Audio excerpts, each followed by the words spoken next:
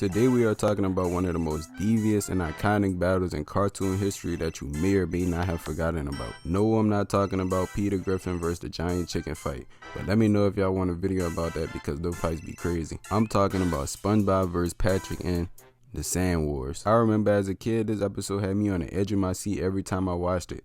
And I watched it at least 100 times. This battle is just top tier and I feel like it's not appreciated enough. I'm not gonna lie, we should have knew this episode was gonna be one of the ones. We start out with Patrick running over people, kicking sand on these sandwiches, all types of crazy stuff. But let's skip to the part where they actually start playing in the sand. My boy SpongeBob got a magnificent castle going on. He even got a king in that bit. Hold up, pause. Why he caressing bro face like that? SpongeBob always with that sus stuff.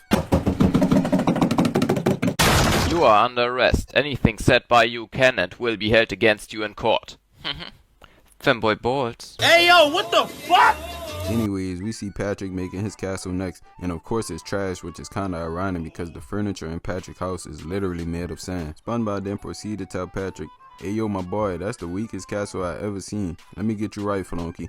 Alright, let's flatten this trash out right quick and start over." Patrick starts flashing on my boy though. So SpongeBob like, F it, I'ma just upgrade my castle and give my king some holes in his bit. This where things start heating up. Patrick proceeds to throw a sandball at SpongeBob's castle, completely destroying it, talking about that's his get back from earlier. Me personally, I would have never let that slide. Me and Patrick would have had to box it out right then and there. SpongeBob then draws a line in the sand and says if Patrick comes across it, things are gonna get wicked. He then rebuilds his castle, and I'm not gonna lie, that bit tough. Oh my god, bro, is dick riding all you do? No, I'm saying you literally got that nigga dick in your mouth right now. I see it. Patrick came with some heat too though. He built a whole military fortress with spikes and all. Wait, hold on a second. Is that a skull and bones on the front door? Nah, my son Patrick ain't gonna play this episode. SpongeBob peeped the type of timing Patrick on and decides to build a wall. Now this is where things officially get crazy. SpongeBob sees some of Patrick's forters on his side of the line and cuts 1/3 of this man's fort off while saying this. So you don't do that! You know things finna heat up when we hear that music in the background. That's the type of music they was playing when Mr. Krabs' $1 million got ate. But I'ma keep it 100 with y'all. SpongeBob was moving deviously right here. Oh, stop dick riding, bro. That's all you literally talk about. My boy was on bad timing for real, but nothing don't compare to what Patrick does next. Patrick tell that boy it's smoke from now on and then makes a hammer and then runs straight into SpongeBob territory and destroys his castle again. At this point, it's an all-out war. They both on demon time. I'm not gonna lie, SpongeBob might be the flunky out of the two though, because SpongeBob calls for a temporary truce. He then makes a big-ass castle and then look to see what his op up to. My boy Patrick was so locked in, he was sweating underwater. He then builds a super-sized fortress and has SpongeBob spooked. Look at his face. That's the eyes of somebody who don't want no smoke. No smoke, no smoke. You niggas don't want it.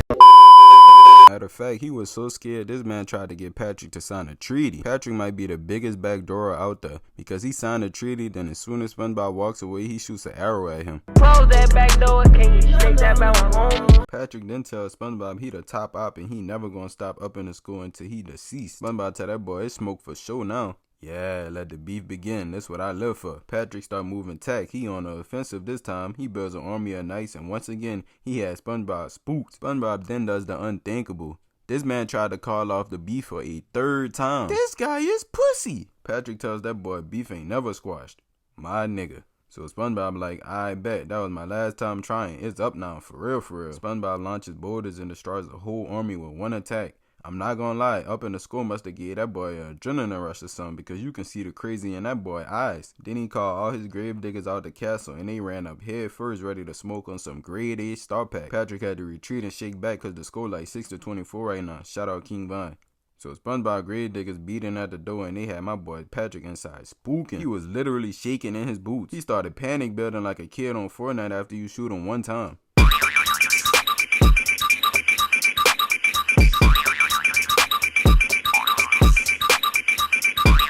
Gravediggers busting the fort only to find out Patrick built a cannon with a switch on it and he instantly let it blow.